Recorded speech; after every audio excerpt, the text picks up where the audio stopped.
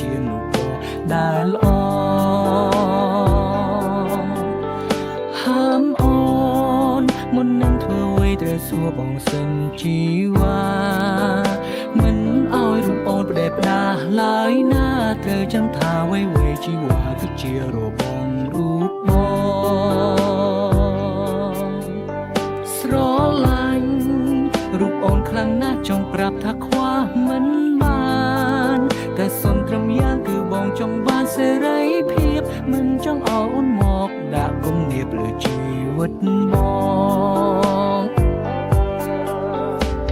ងអាចវុតមានស្រីបានតែអូនមិនអាចមានទេបងអាចកុហកមានមេតែអូនមិនអាចធ្វើទេក្រុមពេលឬស្មងបងគ្របពេលតែត្រង់បងធ្វើឲ្យបានល្អជីវ៉ា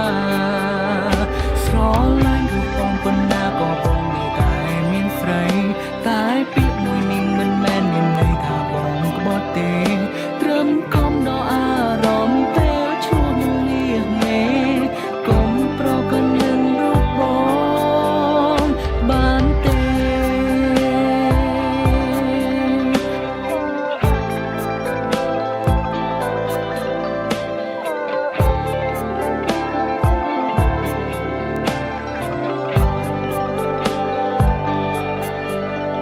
តាមពិត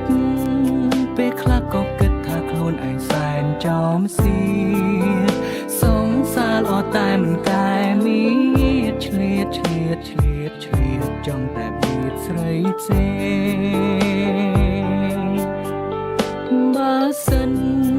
ថ្ងៃណាអូនតូនជន់កែងបងនឹងស្រីផ្សេងទូត្រូវប្រឈមមុខគ្នាបែកឆ្វេងក៏បងមិនលែងដៃអូនឡើយជីវ៉ាស្រឡាញ់រូបអូនខ្លាំងណាស់ចង់ប្រាប់ថាខ្វះមិនបានតែសុំត្រឹមយ៉ាងគឺបងចង់បានសេរីភាពមិនចង់ឲ្យអូនមកដាក់គំនាបលើជីវិតបងទូបងជាប្រុសមិនអោក៏មិនឲ្យអូនឈឺចាប់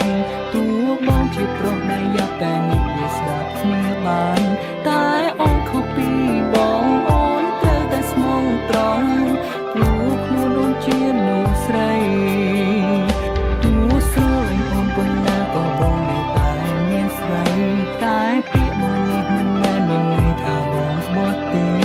ឲ្យតែលាក់អូនបានអូនគ្មានការរំខាន The first lady សុខសាន្តមានអ្វីត្រូវអរគុណគ្រប់យ៉ាងដែលអូនផ្ដល់ឲ្យមកពិតមានក្តីសុខមិនដែលស្គាល់ទេទុកជាតិ